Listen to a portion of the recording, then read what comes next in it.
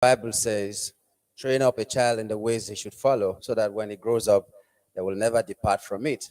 Today we are benefiting. We are the ones that are benefiting from that training. So thank you very much, Mommy and Daddy. For the rest of us, like we said, our program is still continuing.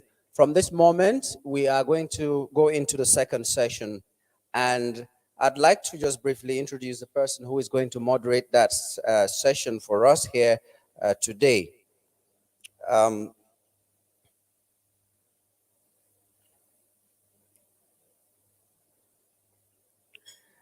Okay, the moderator today is Oluremi Olunubi. I got that right? Very good. I didn't murder it the way to murder my name. Please, let's put our hands together for her as she goes to the stage while I tell you a little bit about her. She is the managing director of accounting Nysnc. That's how you call it. Nysnc. They are an accounting and tax firm that supports companies across Nigeria with their bookkeeping structures, accounting service, tax management, account staff training, online and on-site, management, advisory, and other ad hoc support services. They have clients in all regions of Nigeria that range from small to large corporations with a physical presence in Lagos and Abuja. When I was coming to this program, I wanted to read up on some of these people that are going to be on this panel, and I saw a very interesting video of you. The energy was what captured me. So I know that when you go to their company, that energy will rub off on you. Please let us once again put our hands together for Oluremi Olunubi. She alone can introduce her panelists. She knows them best. So welcome.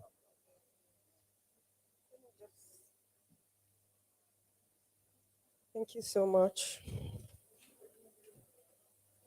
Okay, thank you so much. Thank you to Tolani for having me here. Funny enough, she's a client, but this is the first time I'm seeing her physically. So amazing what COVID has done for us. Okay, so I don't know if every one of you were here for the first session, but it was amazing, mind blowing. And just for the benefit of those who were not here, or if you need like a refresher course, I just have three things that I'm going to say. First of all, have a care package. Two, find ways to cut costs for your business. Get information about your customers to grow your business. And know that in your business, the money is in this Nigeria, the money is turning around. So try and network, to get people to know about your business.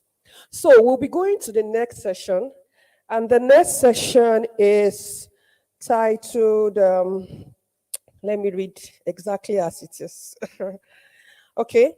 What you need to attract financing opportunities. This is a very, very important thing for every business, because at one point or the other, you would need some money to grow your business. And we have amazing people here who is going to help break down this topic for us. Okay, so I will start by introducing our first panelist.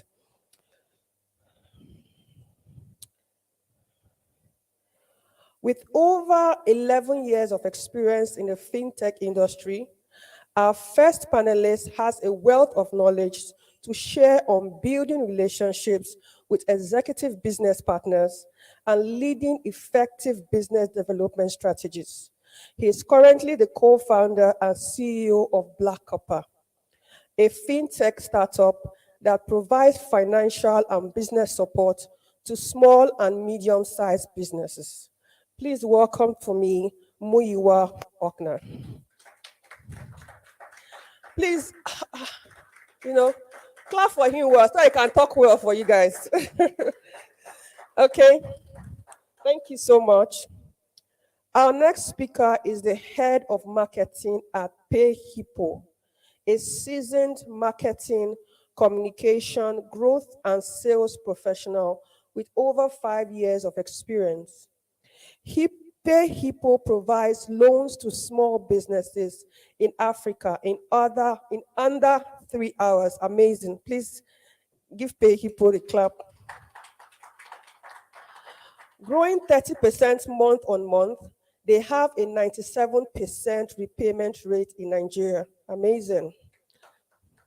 With over 25,000 loans disbursed to date in Nigeria, they have over $331,000 monthly revenue, growing 20% month on month since January 2020. Please help me welcome Boluwatife Olojo. Welcome, please. Thank you. Okay, our next speaker and the last we'll be having on this panel is a seasoned professional with over 14 years of practical working experience in banking, credit and investment analysis, analysis and monitoring, product development, portfolio management. Be clapping now, it's easy. Portfolio management, risk analysis, I'm still going, non-interest finance and investment. He joined TrustBanc Holdings Limited as a group head investment and portfolio management. He also oversees the non-interest arm of the group. Please help me welcome Azeez Badru. Hope I pronounced the name well. Badru. Oh, thank you. So these are our amazing panelists. You guys are just far from me. Okay. Okay, so these are amazing panelists, but I want to just mention here so that we can all benefit from this.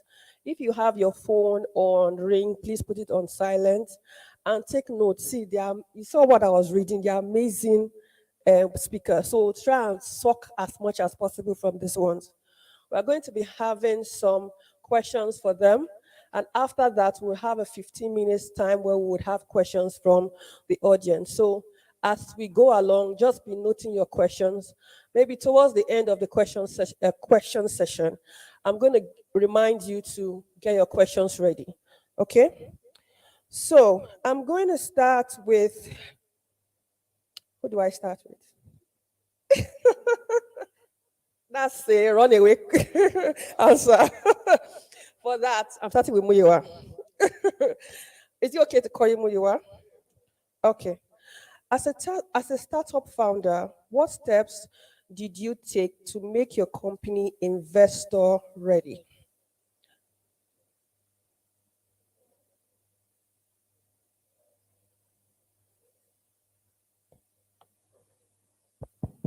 Good afternoon, everyone. Thank you for having me here today. Investor readiness is actually, it's not just it's not an end place. It's an ongoing thing. It's a journey, right? Every day in your business, what you're doing as a business is what makes you investor ready. And first things first is one, identifying product market fit, right? So ensure that you find the right customers for your product. And then when you do that, you're proving to an investor that, well, this isn't just an idea anymore. It's not just something in my head. I have built it out and people want it.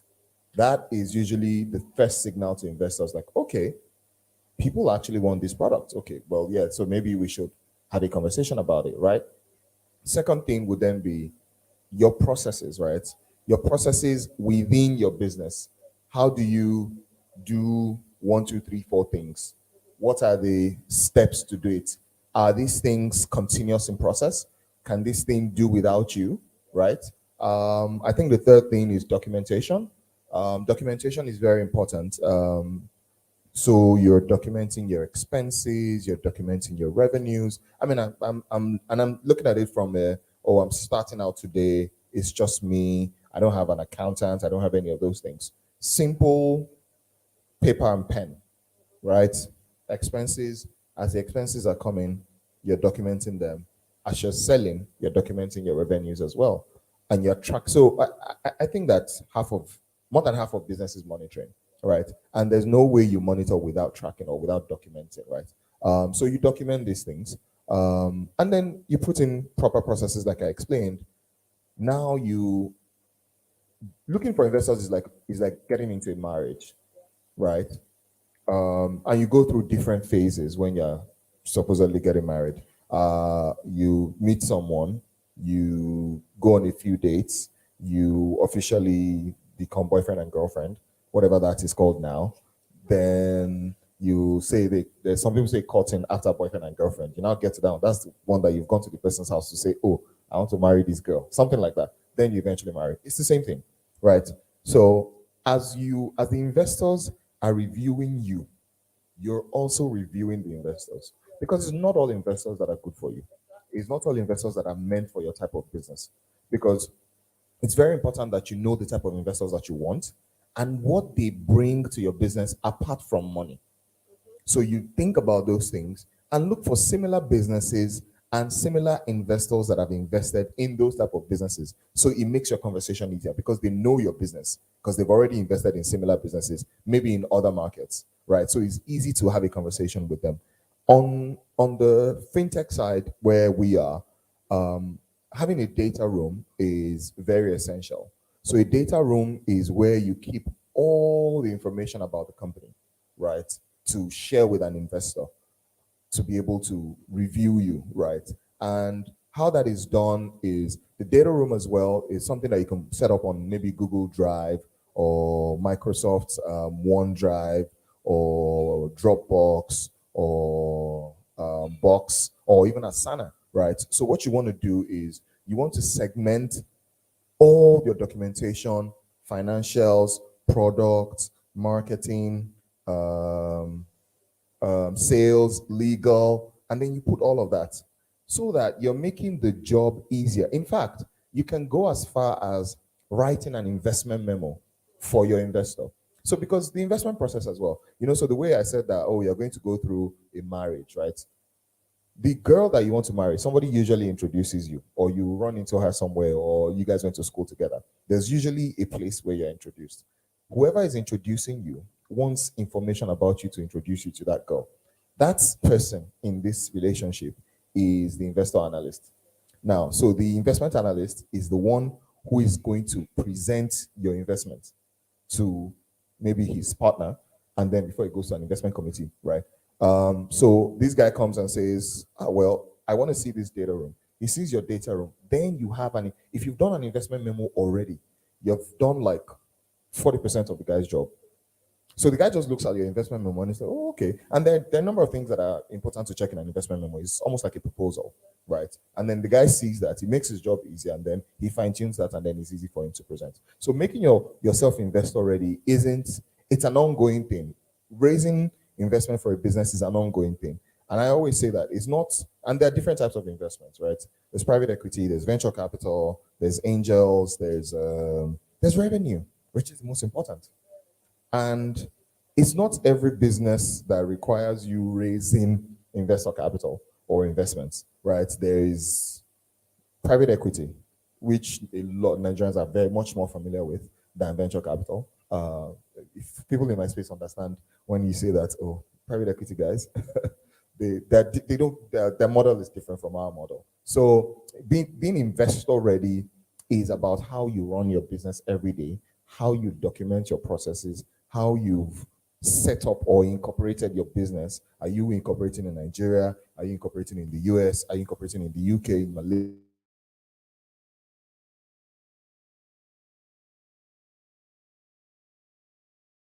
The kind of process.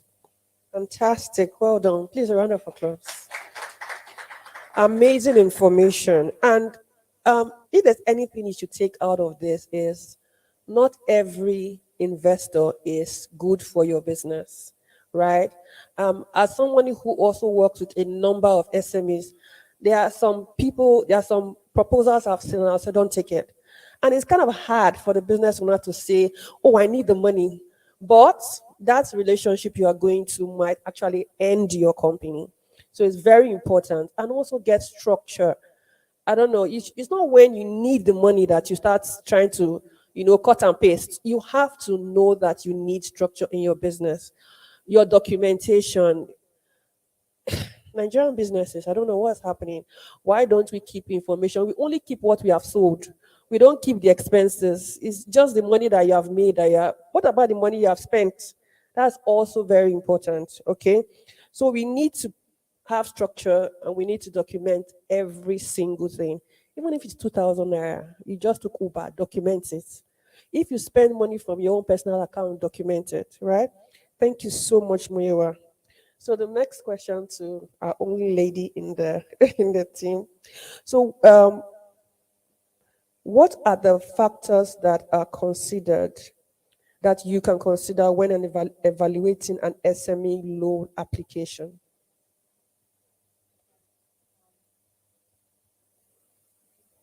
Okay. Can everyone hear me? All right. So there are a number of things.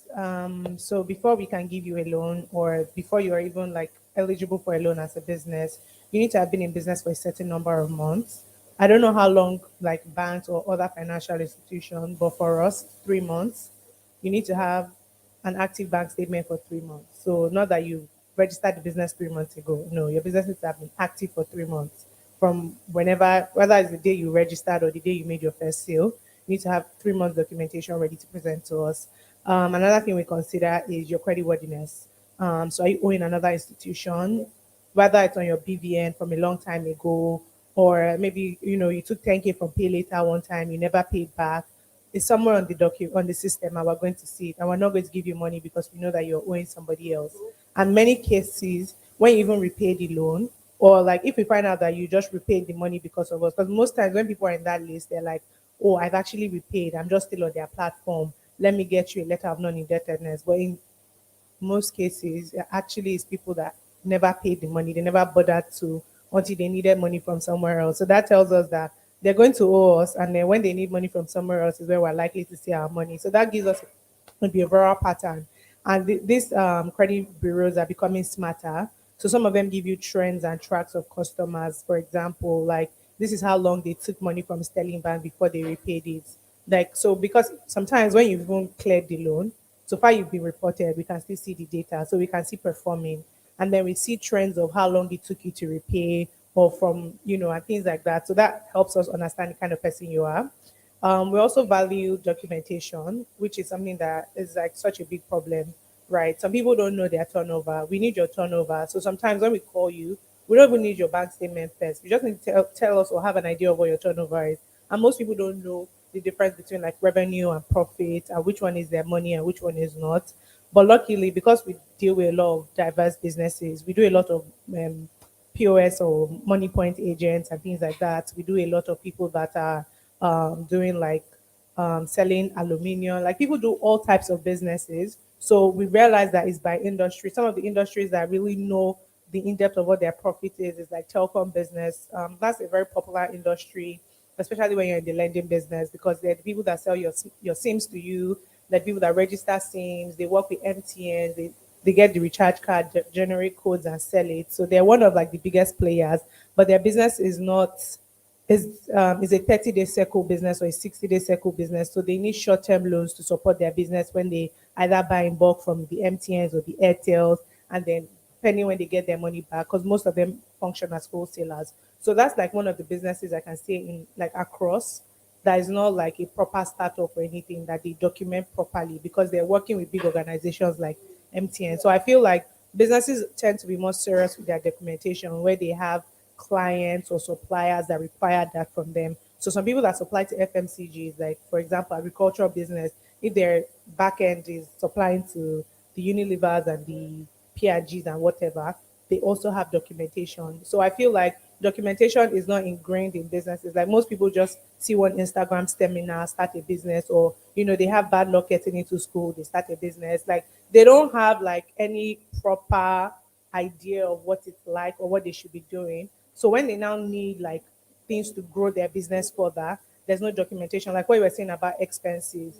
Like I remember a friend of mine had a business and she was telling us how much she's bringing in and how much has gone out, but she did not know exactly what the running cost was. And we were like, "How don't you know that?" And she's like, "Was I supposed to be keeping track of those things?" And it was very interesting, but she was still young and it made sense.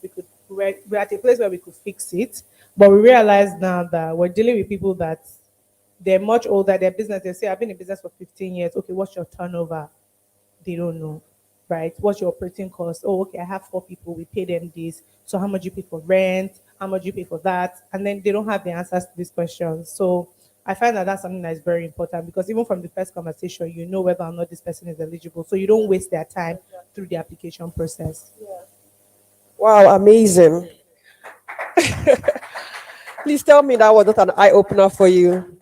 So, did you know that your track record was everybody's business? When you are borrowing money up and down, people are knowing. So, you need to be clean with your information and don't be last minute, right? One of the things she said, which is kind of very important, is that in fact, okay, let me say this. Your bank statements, anytime you are paying somebody, put a narration. See, that 1 second or 5 seconds that you put a narration can save you a whole night's sleep or 3 months sleep. In fact, there are some transactions we are still trying to resolve since last year, November. 9 million, they don't know who they paid the money to. And with accounting, you can't just post money anyhow. You have to know who you pay the money to, so we know how to classify it. So in your expenses, put your narration. And it can be just as Muyiwa said, pen and paper. That's not the best, but you can start with that. Because if water or oil fall on that, that's the end of your record, right?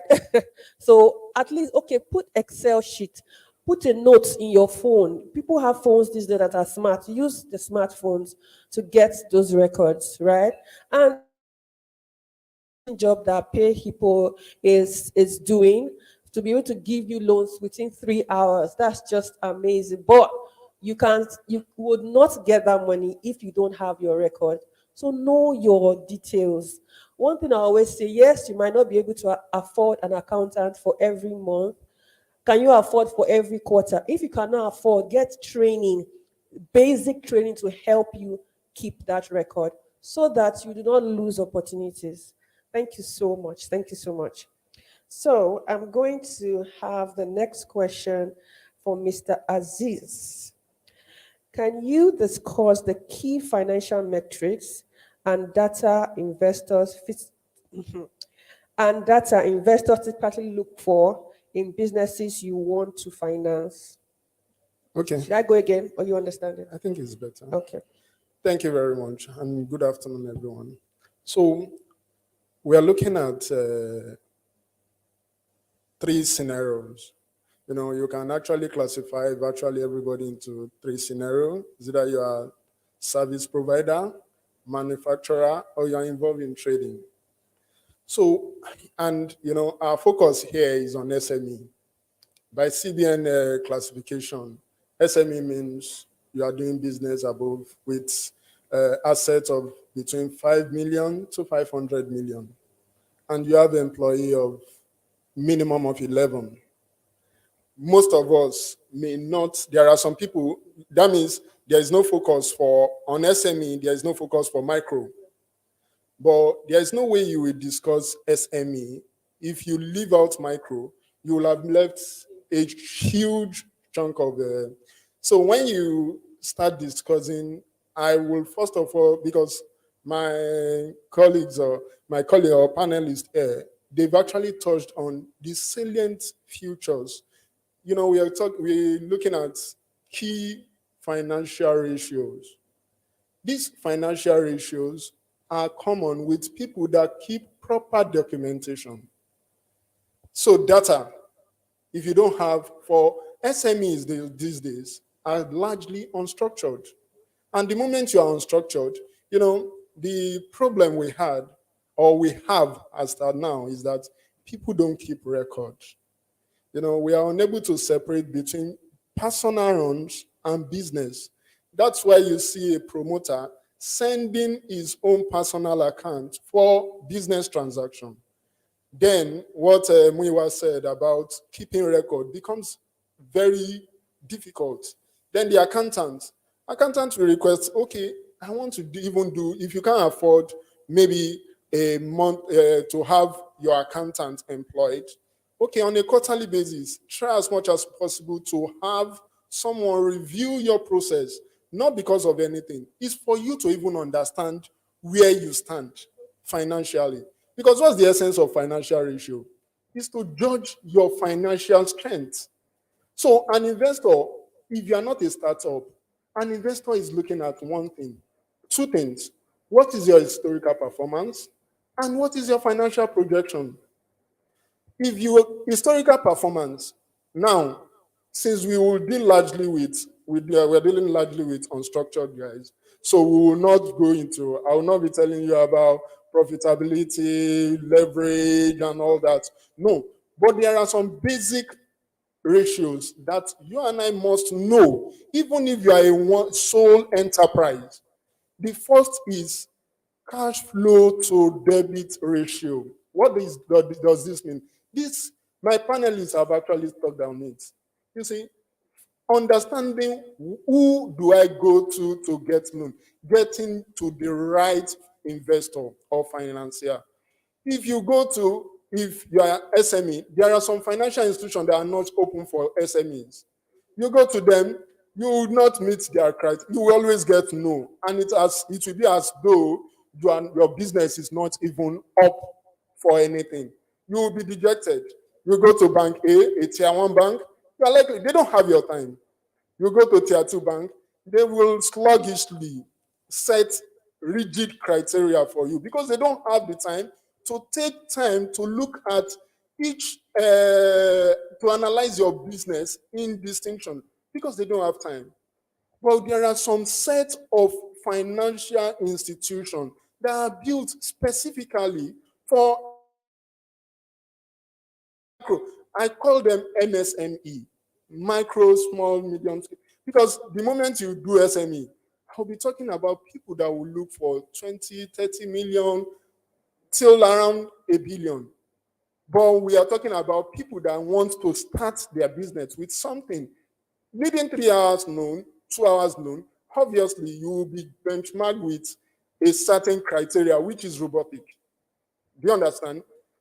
So, but if you want, that is most times for individuals and people that just want this quick cash. But if you want to grow your business, you need to sit down with investors that actually understand your business. Because the moment you don't understand your business, you will run. And the first financial ratio, so that we don't lose track of that, one is the cash flow to debit ratio. What does this mean? Don't look at the grammar. For information, I studied engineering, so I'm not an accountant, but I'm certified this, just to fit in. So that's just it. I'm certified this. So when you look at the cash flow to debit ratio, what is cash flow?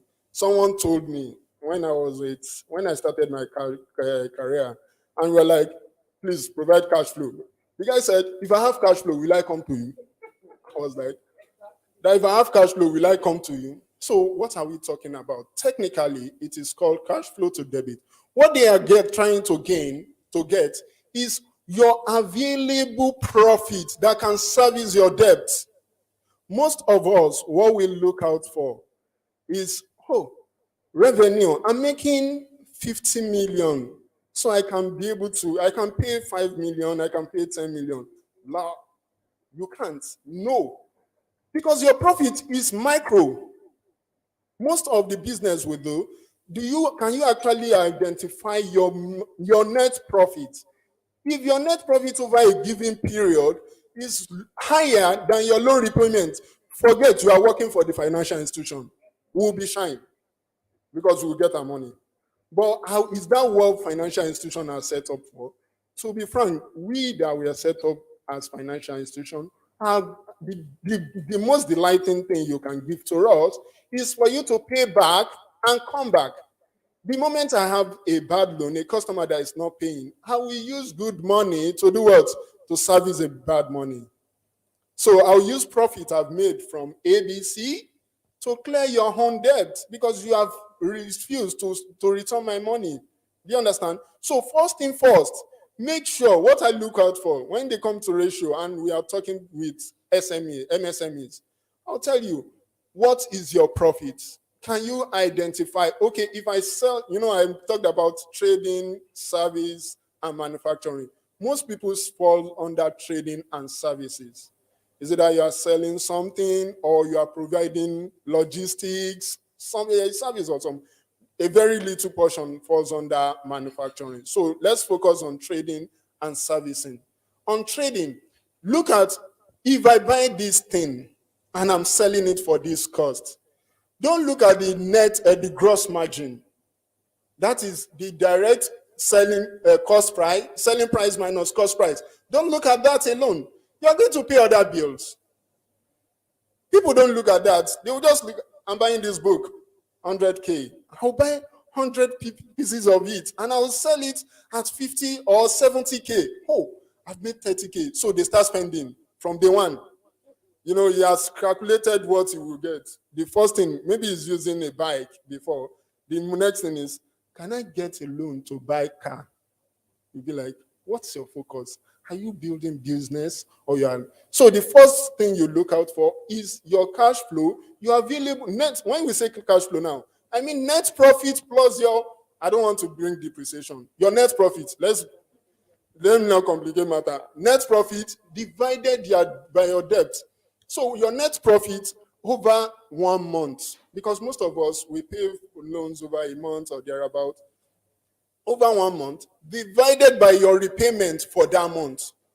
So if you are to repay 200,000 and your net profit for that month is 150, my sister or brother, you are just working for the bank. It's very simple because you hit into what? Your own capital. The moment we miss that, forget it will be. That's when people will now be naming some, giving some funny name to some financial institution. And the next thing, because we are so religious, is village people. Village people has nothing to do with you. As a matter of fact, it is you that you have refused to do what Muyiwa has said, document. And what my other lady has said, that you people, we have refused to even understand ourselves. So the first one, not to drag so much, your cash flow to debt ratio, your gross margin, gross profit margin. That means your net cost for a standard or not standard, for average SME. If your gross margin is not above 7%, let's just like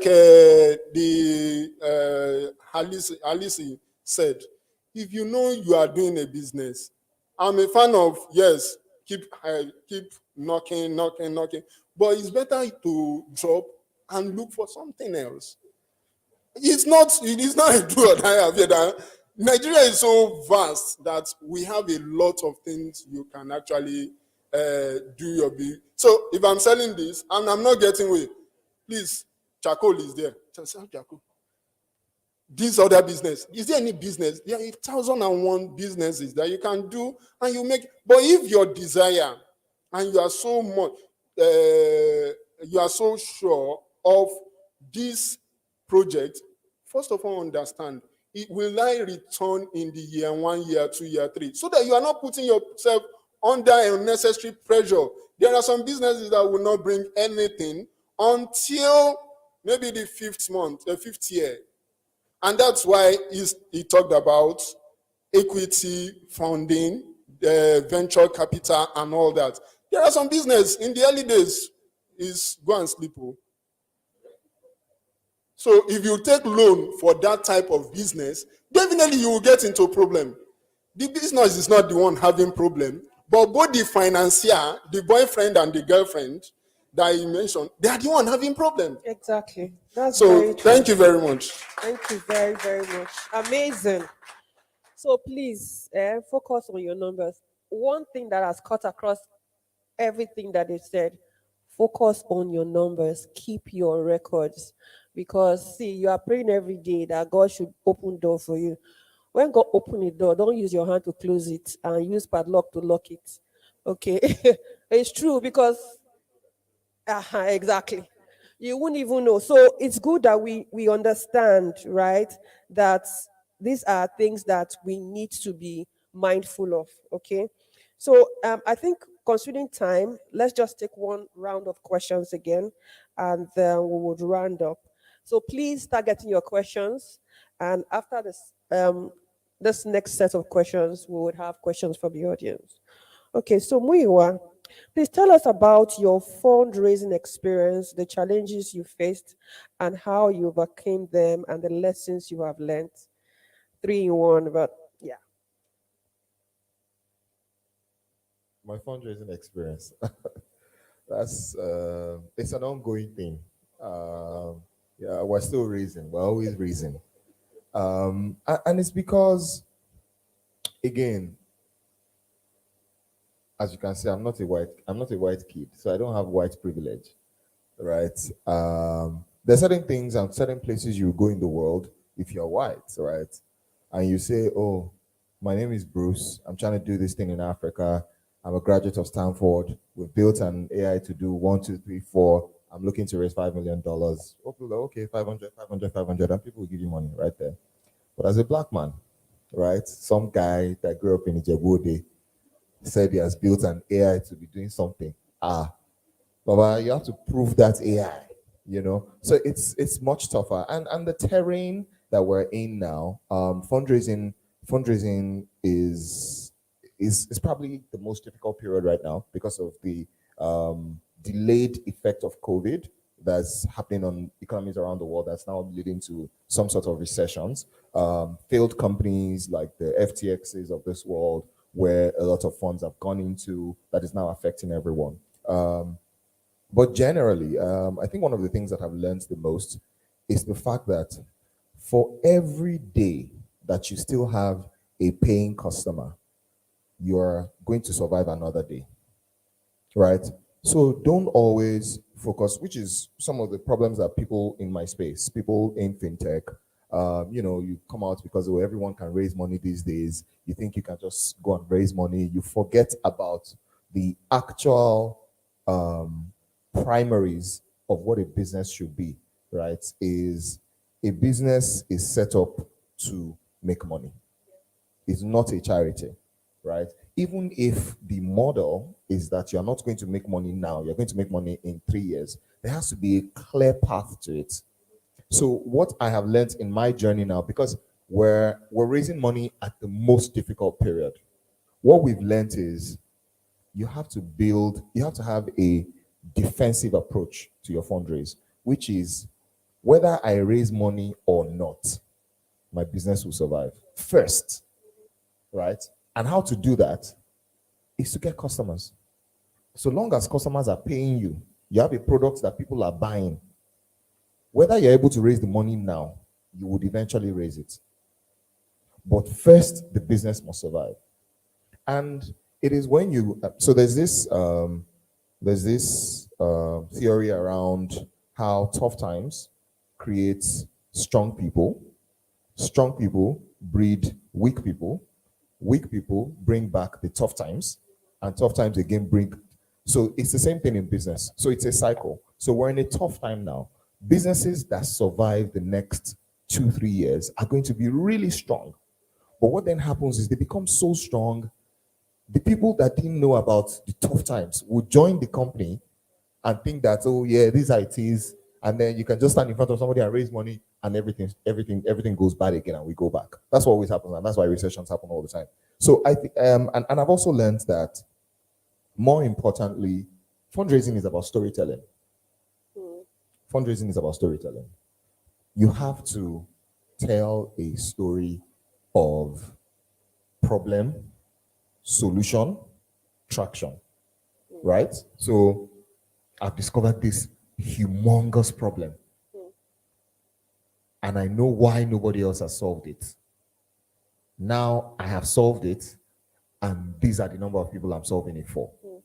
Investors, absolutely, particularly venture capital investors, they love that story. Nigerian investors are not venture capital focused mostly. They're mostly private equity.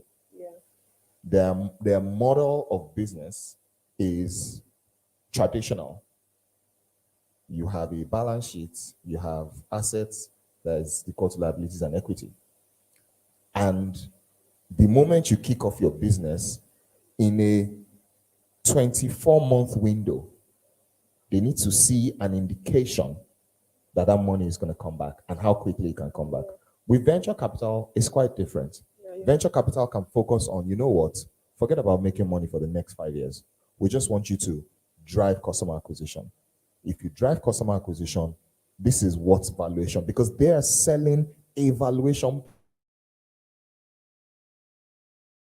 What I just want you to do is, I'm coming in to your business at 1 million naira. Your business is valued at 1 million naira. In the next 2 years, I need you to get to 20 million naira so that the portion of your business that I've bought would have grown by 20 times. The people that have given me money, their money would have grown by 20 times, and we can bring in other people to come and invest at that new price. Fantastic. The private equity guys want every year, they want to share money. They want PBT, what's profit before tax. Let's share based on how much of your business I've bought. It's totally different. So the venture capital mathematics is different from private equity mathematics. It's different from angel mathematics as well, because they all have different tenets by which they make their decisions and how they make their investment decisions. And you need to understand those things to be able to raise money. If not, you're just going to find out that you always have mismatches. If you bring a private equity person into a venture capital business, and this is something that we've also seen from personal experiences, right? Which is why I'm a Nigerian, right? So most times when you want to start a business, you probably get your first set of funds from angels, from people that you know, people that trust you and all of that, and say, okay, let's invest. We invest. Oh, we like your idea. You have the experience. You figured out the technology. Let's put some money. Not all of them understand how a venture capital works. What they've done is, maybe we own 5% of this business. Guy, how far? You should be making money by now. You should be giving us, no. And not all businesses are set up like that. Because the things that require the business to be successful, they're different. Just like he said, if you mismatch where you should be using equity and you're using debt for it, the business will die quickly. And where you're supposed to be using debt, you're using equity. Same thing. So venture capital enables you to focus more on getting that equity. Private equity focuses on giving you minimal equity and building you up to take more debt. So it's figuring out all those models and which one works for the business. Fantastic. Wow. It's like serious download this afternoon. Okay, so I'll just plead with our panelists, please try and just give the punchline so that we can get the juice, but at the same time be able to manage time, right? We have very short time now available. But please note that not every investment is your investment. Look at where you are going and look at what you can match to make that investment, okay? So that you don't lose your business in the way, okay? So the next question to Boluwatife, what are some common challenges that businesses face when trying to secure a loan?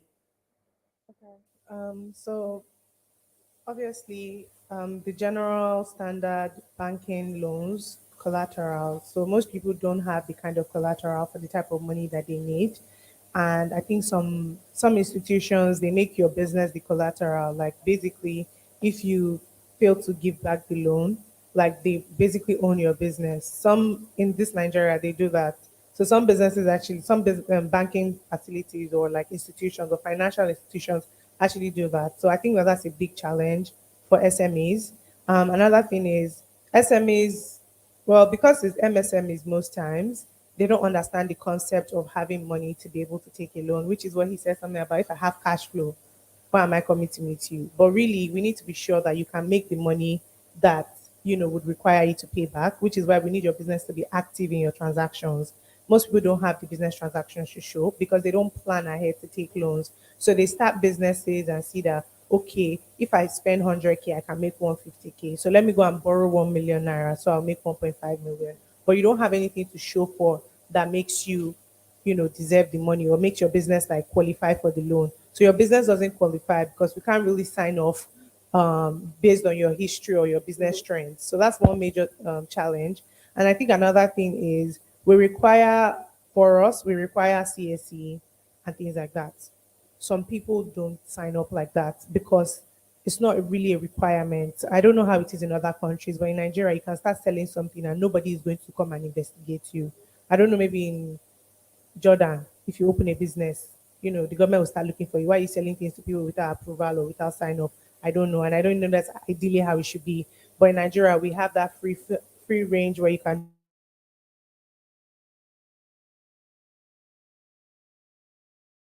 that it's just in and out. Maybe it's you and your friends that are transacting money for one another. But if you see a CAC, even though that's what you and your friends are doing, we've seen a document that shows that you are a business account. So I think that documentation bits of it, which is the registration, is a challenge. Collaterals, because of the type of financial institutions that exist. And I also think keeping your business trends in terms of understanding and planning for the loan ahead. So when you start a business, ideally, they're supposed to say, you're supposed to start thinking about borrowing money. Most people do friends and family, and when it's So I think that that's a major thing. You need to be sure whether or not you need a loan, and loans are not something that you need when your business is struggling only. You also need it when your business can use the growth.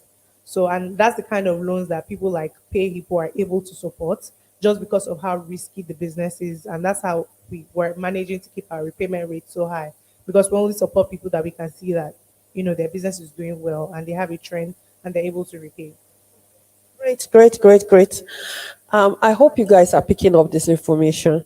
It's very sad, even for me as an accountant working for SMEs, and you try to explain, oh, please, you need to design structure for your business. You need to keep your receipts. You need to, and these things can be so easy to do. Believe me, if you put your mind to it, it can really be easy to do, right? It can take you just 5 minutes to just send the receipt or ask for a receipt or ask for an invoice. Okay. So please, and I get people saying, oh, why should I register my business? I'm already making money. This is one of the reasons why you should register your business with CAC. And even now, if you want to do transaction with people, people trust you more when you have a business account.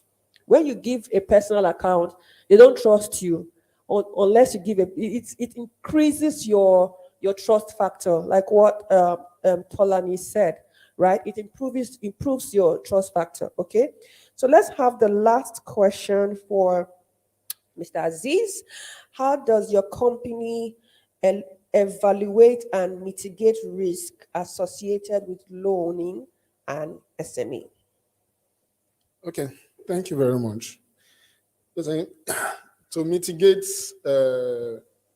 loans available to SME, one of the first things we do is called proper structuring. So what do I mean? Let's break it down so that we are not using any technical language. I won't I won't lend to a school and expect repayment monthly. From day one, you have failed. Because you have lent to someone that has huge cash flow at some point, maybe beginning of school, January, February, March, April, May, then May, June, it will go up again, and you expect that person to pay you monthly. Forget structuring, dead already. Because that person will pass in January and February. March, will say, there are some people that are supposed to enroll for inter-sports that are not coming. We expect 200 students. It is only 20 that we got. Bad structuring. And what causes bad structuring? What do I call this thing? Template approach. Everybody wants to get, like my lady said, there are some facilities that are not quick cash. You don't need quick cash. But you run to go and take quick cash, not minding what's your business. So what we do is, no problem. Let's understand your business. The moment I understand your business, I give you a proposal that I feel will match your business and we'll both be happy at the end of the day. So if I'm to give you a bullet repayment, I do bullet repayment. If I'm to do quarterly, I do quarterly. If I'm to do termly, I do termly. And it is not peculiar to only schools. Even people dealing with seasonal products. Some people, their time is to sell maybe farming. The guy rears maybe layers or what's this, boiler layers, all these things. maybe the next target is Easter.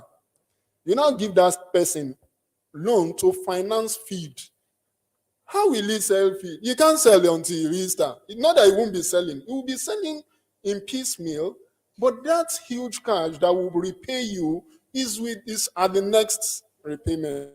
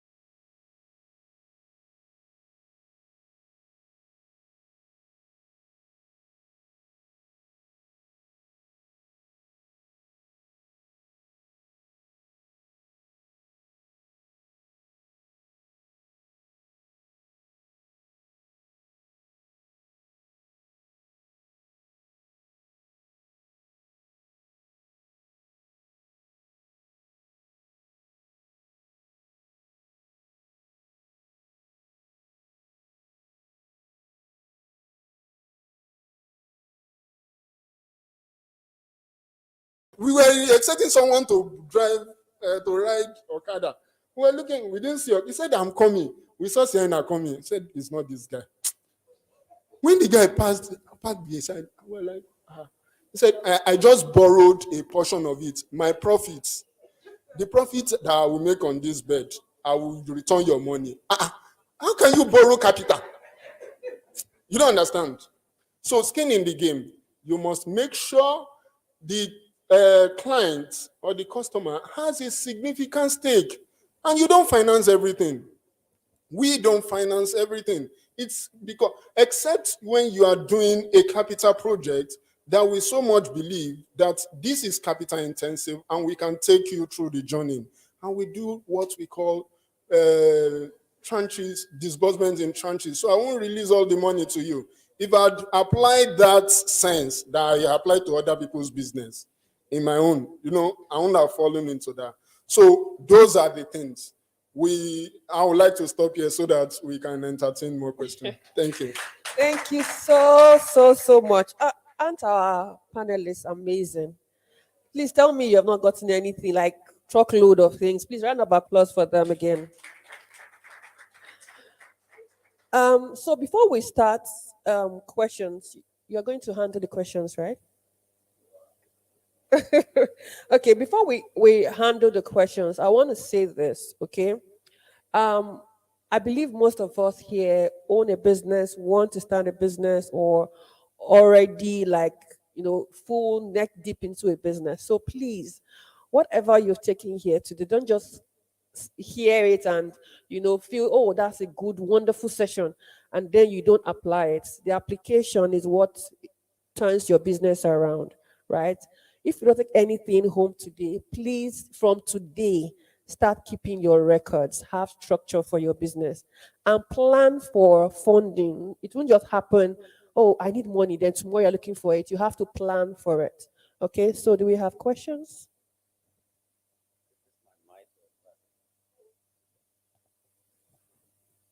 Ladies and gentlemen, I would like to do business. Once they started mentioning the numbers, I was lost. The only thing I remember is there is Halisi, and she knows all these people. So if I have a problem, I'll go to Halisi. That's just it. So, well, it's good. Whatever they're saying, my mind was telling me it must be very important. I need this information. But when my time is right, I know where to go to. And that is the beauty of it. That's why you're here. So you network with them. That's the basic thing that has brought us here together. Well, like they say, we need questions, but because of time, we'll take only 2 questions, preferably from a man and a woman. So if you have a question, just raise up your hand And I'm sure that these people, because they like to talk well, they should have been teachers. They would just cover everything. So if you have a question, raise up your hand. You are dead if she's asking. Yes, who else? Who else has a question? If the men are not forthcoming, another woman, anybody, please? Or just one question? Or you were as confused as I was? Yeah, yeah. Just admit it like me, you didn't know anything that was going on. Anyway, okay, so I have another lady. So let me begin with, no, let me begin behind. Don't worry. Good afternoon, everyone. Please, how do I know my business is set for a venture capitalist or an equity? At what stage? Is it that when I'm at the MVP stage, which is the most times the bootstrapping level with the angelic investors? So, when exactly, or what type of business attracts venture capitalists and the other, that's the private equity? Okay. Okay, I'm sure this is directed to Muyiwa, right? Yeah. Okay, so let's just hold it so that we take this one, and then when you're answering, you know the question that you're answering. I hope the other one is not from Muyiwa only. Your question. Okay. So the question I want to ask is, when you guys were talking, you talked about how, I think Muiwa talked about how, you don't need every kind of funding as a business, because if you're selling goods and product and your money and cash flow is running, you don't really need like equity, maybe like VCs and all of that. So for businesses who want inventory financing, right? What are the things you look out for to sort of like partner with businesses or invest in businesses from like a crediting angle of like inventory financing? Okay. Okay, so I would make a very quick attempt to respond to your question. The determinant of the type of funding you need as a business is usually based on the cash flow requirements of that business. If the business is a business that would immediately begin to generate revenue, right, you need to know how much expense and how long do you need to carry that expense for to generate enough revenue to match it and do more. So, take for example, you're trying to find the cure for Ebola. Now, finding the cure for Ebola is a business. It's a research business. The problem with a research business is you invest the money now, the guys go to work, and that work can take 6 years, right? When they get it, it works, then you hit the market and start selling. But you see those initial first 6 years, if you fund it with a loan, which is, say you get debt that is not equity, you run into trouble because you're not generating any revenue to pay that money back. Now, if you get it from someone who is, you can get it from private equity as well, but it has to be with the understanding that this is the cash flow requirement of this business. This is how this business is going to go, so that you manage expectations from the beginning. Because private equity people see it, they see money differently from venture capitalists. Venture capitals think about growth. Private equity people think about profit. But you need to identify and you need to work with each other to know when to expect what. So when you figure out what your cash flow requirement is, which you usually would have done as part of your feasibility, by the time you get to MVP as well, you already know what type of money do you need. So take, for example, again, you've built an app for people to transfer to one another, right? Just to do basic transfers, and you'll be charging them something.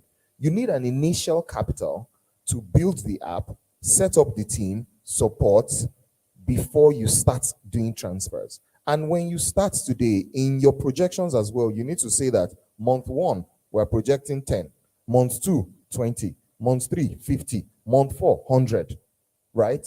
And in those months, your revenues, you will still be carrying your expenses across in every of those months.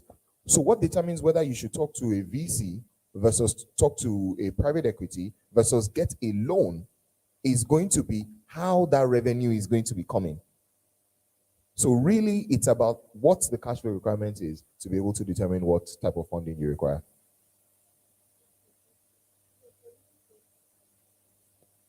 Okay, so the question is around inventory funding. So let me put it like this. The first thing about inventory funding is understanding your cycle, your transaction cycle. So you have to fund inventory. If your transaction cycle, that means maybe we are buying books. If I buy 10 dozens of books today, it will take me 1 week or 2 weeks to finish the sales of that 10. You know, you can pre-order during before the end of that 10 days.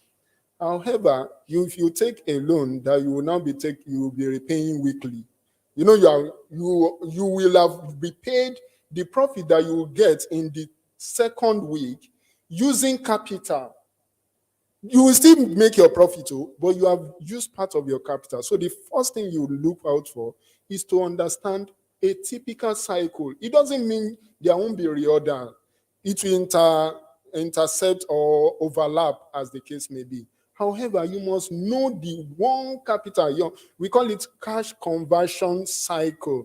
That means from the point you release the first fund till the time you sell and get your money paid back. You know, you can be selling on credit or make direct sales. You know why I'm attaching this to trading is because it's inventory.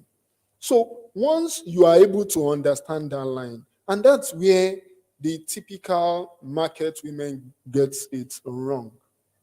It's very simple.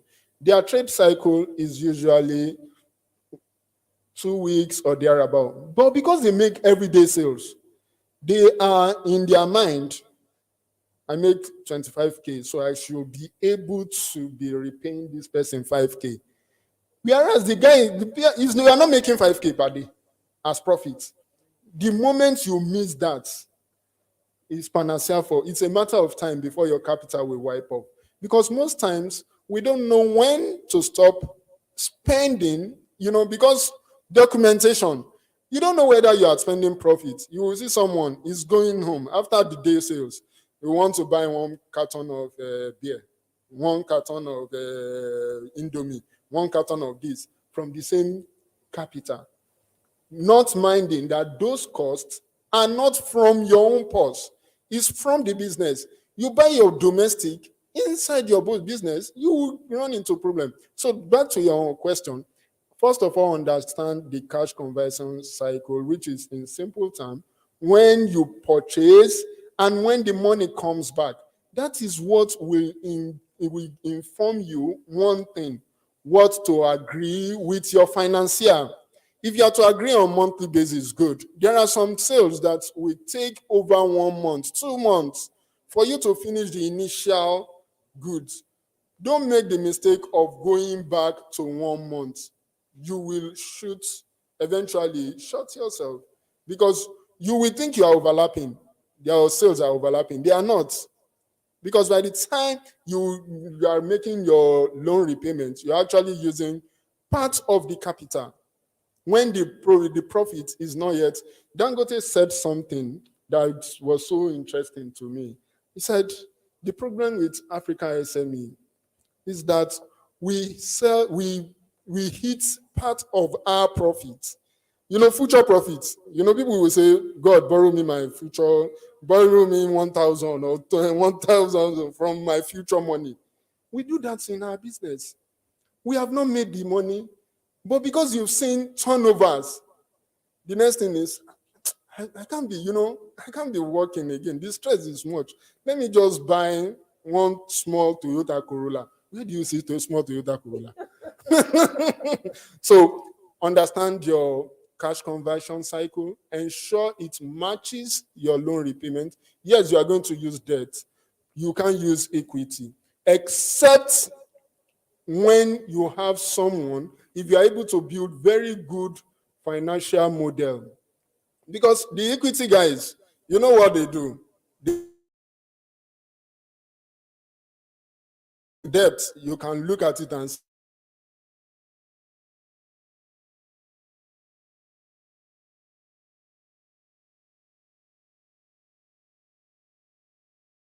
It will take you 5 years to pay that whole 1 million again. So if you take year one, you take 1 million, you pay 1.2. You know, the interest you have paid is 200,000.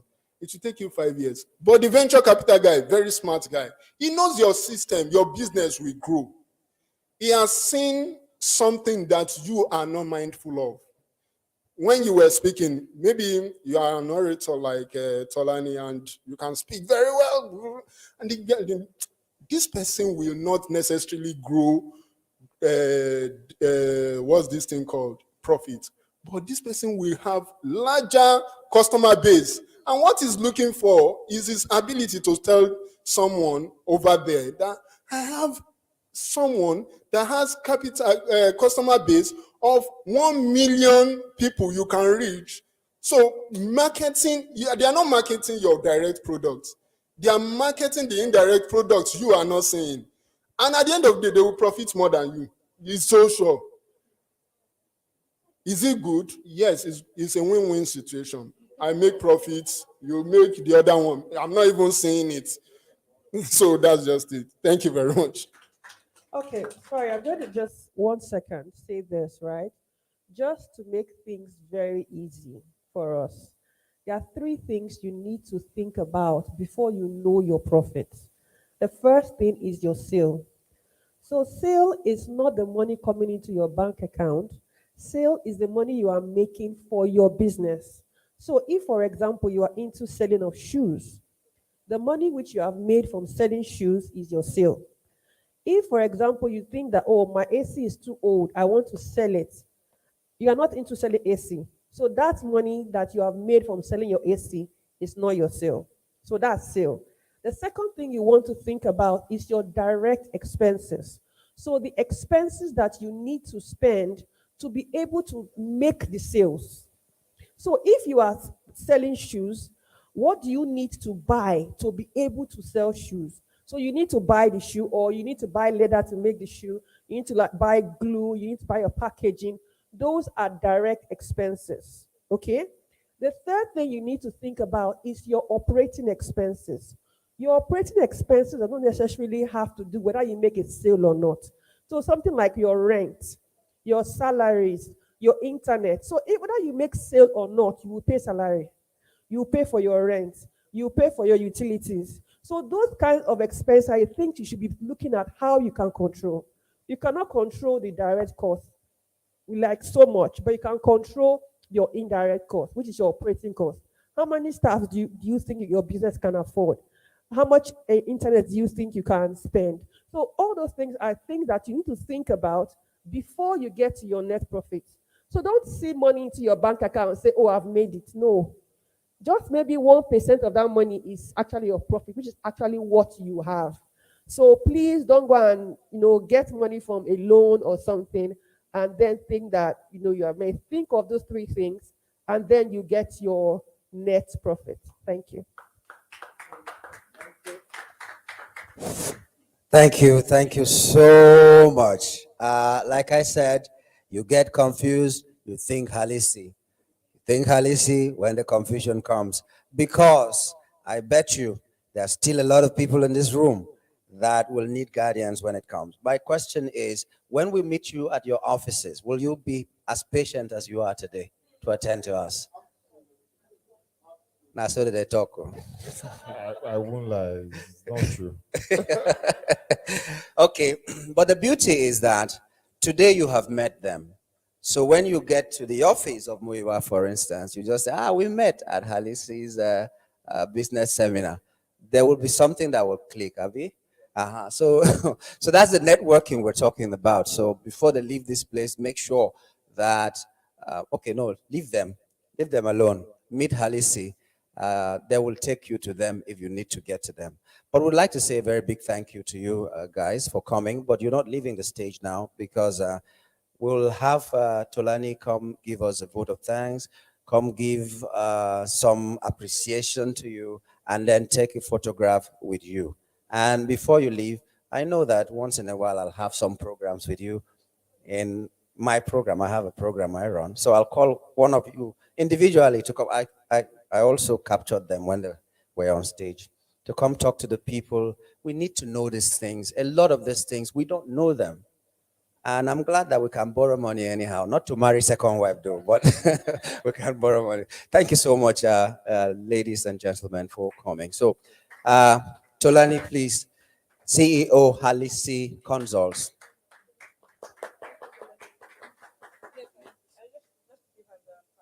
Yeah.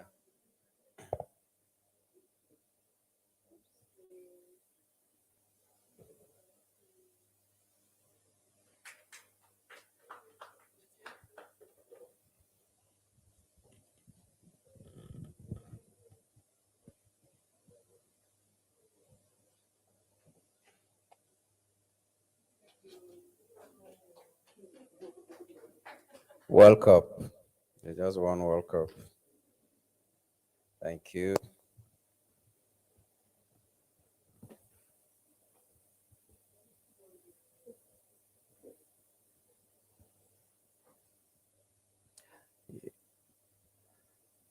I thought you'd be clapping for them or for something that they did so well. They're getting certificates. So, yeah.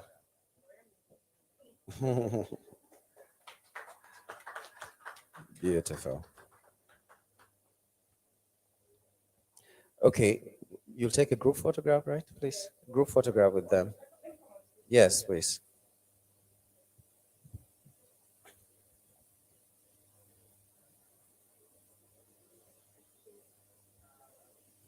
In the middle, please. Yeah, beautiful.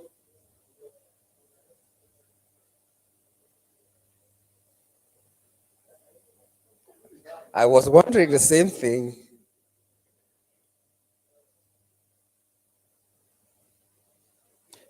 Okay, thank you very much. So, ladies and gentlemen, we'll now take a final.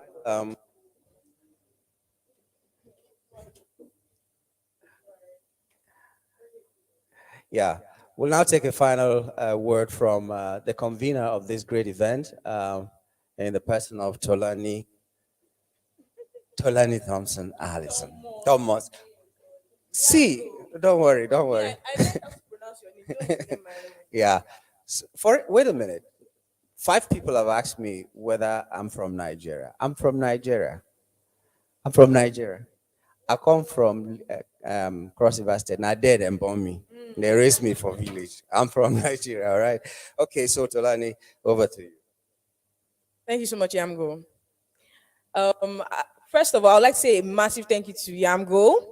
Our host canceled on us last minute, and Yamgo came through for us. So please, round of applause for him. I met him at Plus TV Africa. He's actually an anchor at Plus TV Africa. He has to go to the channel today. He has news to deliver on TV live today. So, but he made the time for me, and I really appreciate it. Thank you, Yamgo.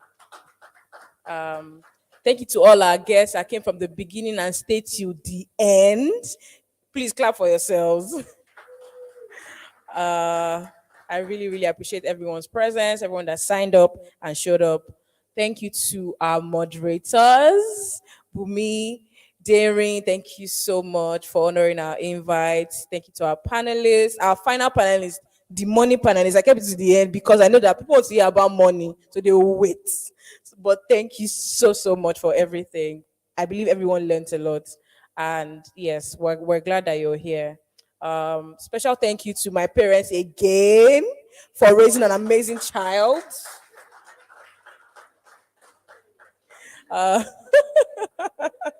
Thank you to the Halisi team, Anita, Blessing, in fact. Thank you to my squad, David, Sheyi, Adnan, everybody. Thank you all for being here. Thank you all for honoring our invite. I hope you all have an amazing 2023. I hope this year is good to us all. Remember, Halisi is here for everything your business needs. And yeah, that's our time. Thank you.